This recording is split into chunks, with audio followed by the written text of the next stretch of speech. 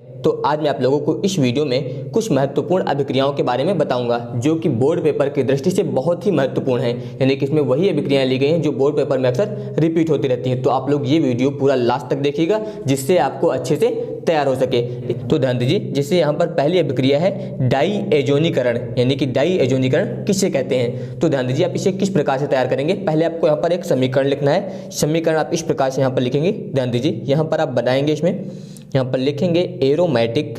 ध्यान दीजिए, जिस प्रकार से बताया जा रहा है सेम इसी प्रकार से आपको तैयार करना है। यहाँ पर लिखेंगे आप एरोमेटिक प्राथमिक एमीन, यहाँ पर एरोमेटिक प्राथमिक एमीन इस प्रकार से लिखेंगे। प्लस यहाँ पर आपको लिखना है नाइट्रस अम्ल, तो यहाँ पर ये हो जाएगा नाइट्रस अम्ल इस प्रकार से लिखेंगे। जब इन दोनों की क्रिया होती है तो इन दोनों की क्रिया से बनता है डाईएजोनियम लवण। याद रखिएगा, यहाँ पर बनेगा डाईएजोनियम लवण, ये बनता है। तो यही क्रिया जो है कहलाती है डाईएजोनीकरण। और जो ये क्रिया होती है ये 0 से 5 डिग्री सेल्सियस पर होती है। तो ध्यान दीजिए, आप इसे किस प्रकार से याद करेंगे। यहाँ पर आपको बताया गया एरोमेटिक प्राथमिक एमीन, या फिर आप चाहें तो इसमें आप बता सकते हैं कि एरोमेटिक प्राथमिक एमीन के जो है खनिज अम्ल, यहाँ पर लिख सकते हैं एमीन के खनिज अम्ल इस प्रकार से लिखेंगे।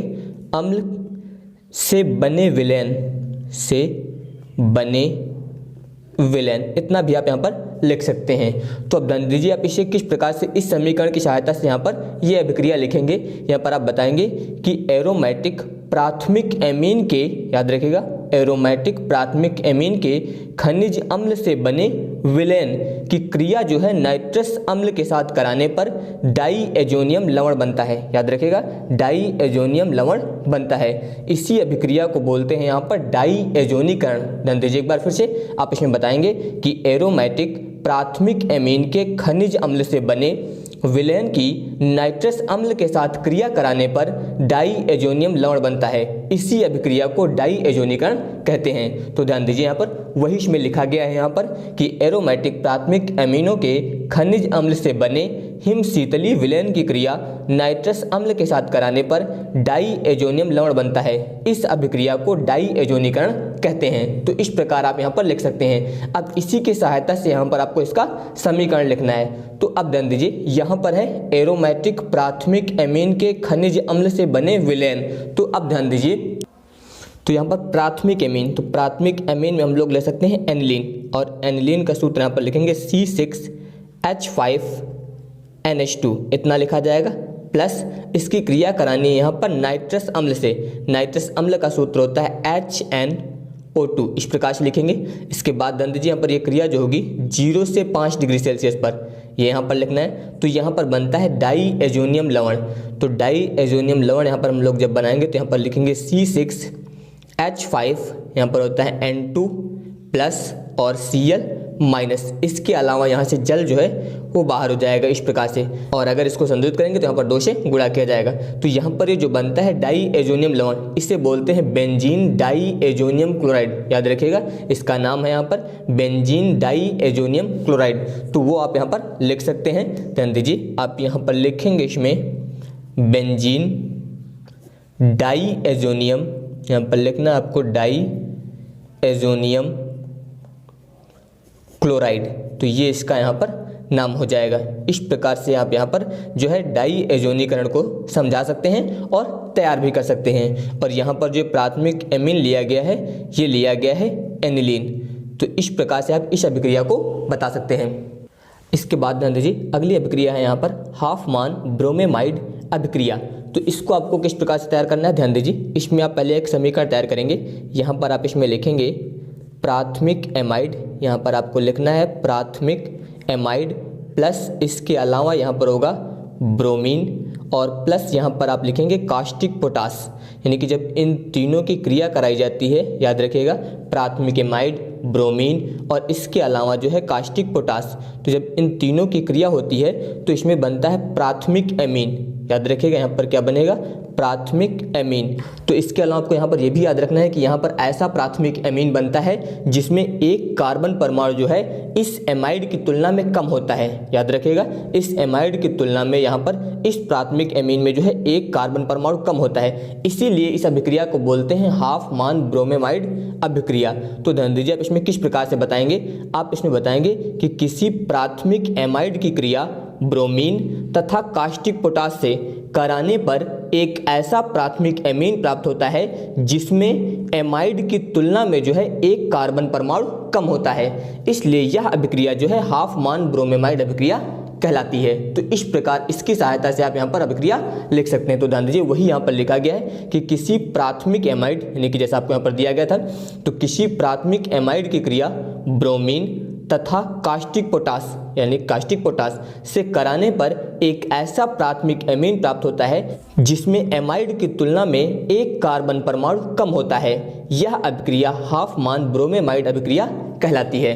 तो अब ध्यान दीजिए यहाँ पर इस अभिक्रिया की सहायता से आपको समीकरण किस प्रकार से लिखना है, तो यहाँ पर है प्राथमिक एमाइड, तो प्राथमिक एमाइड के रूप में यहाँ पर आप एसीटेमाइड का प्रयोग कर सकते हैं। तो ध्यान दीजिए एसीटेमाइड का सूत्र लिखेंगे तो इसका सूत्र होगा यहाँ पर CH3 सिंगल बॉन्ड C, इसके अलावा डबल बॉन्ड O, फिर सिंगल बॉन्ड NH2।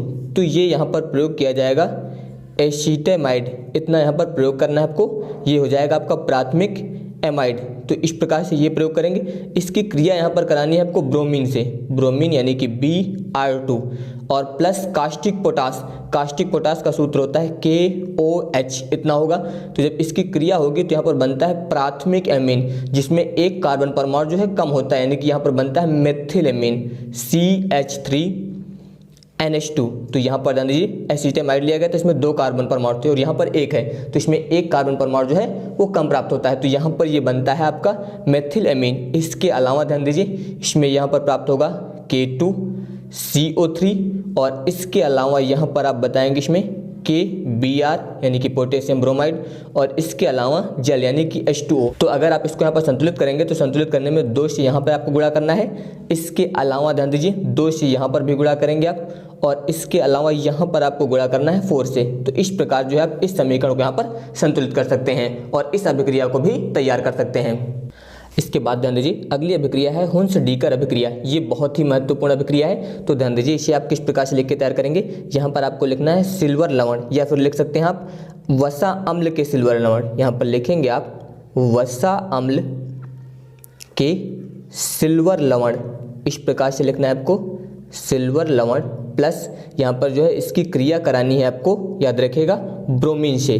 तो यहाँ पर हम लोग क्रिया कराएंगे इसकी ब्रोमीन से या फिर याद रखिएगा ब्रोमीन के साथ साथ आप क्लोरीन से भी क्रिया करा सकते हैं, ब्रोमीन या फिर क्लोरीन दोनों में से किसी एक से यहाँ पर आप क्रिया करा सकते हैं। तो ध्यान दीजिए और यहाँ पर जो क्रिया होगी वो CCl4, इसको बोलते हैं पायरीन या फिर पायरीन के अलावा आप इसका दूसरा नाम भी बता सकते हैं कि टेट्राक्लोरोमेथेन। तो इसकी उपस्थिति में यहाँ पर हम लोग इस मिश्रण को गर्म करेंगे। तो जब गर्म करते हैं तो गर्म करने पर याद रखिएगा यहाँ पर एल्किल क्लोराइड प्राप्त होता है। क्या प्राप्त होगा यहाँ पर एल्किल क्लोराइड, यानी कि जब क्लोरीन का प्रयोग करेंगे तो एल्किल क्लोराइड प्रयोग होगा, अगर आप ब्रोमीन का प्रयोग करेंगे तो एल्किल ब्रोमाइड प्रयोग होगा। तो यहाँ पर आप लिख सकते हैं इसमें एल्किल ब्रोमाइड, यहाँ पर आपको लिखना है एल्किल ब्रोमाइड, इस प्रकार से लिखेंगे या फिर बता सकते हैं आप एल्किल क्लोराइड, इस प्रकार से भी आप लिख सकते हैं। याद रखिएगा जब क्लोरीन का प्रयोग किया जाएगा तो क्लोराइड प्राप्त होगा और जब ब्रोमीन का प्रयोग किया जाएगा तो ब्रोमाइड प्राप्त होगा।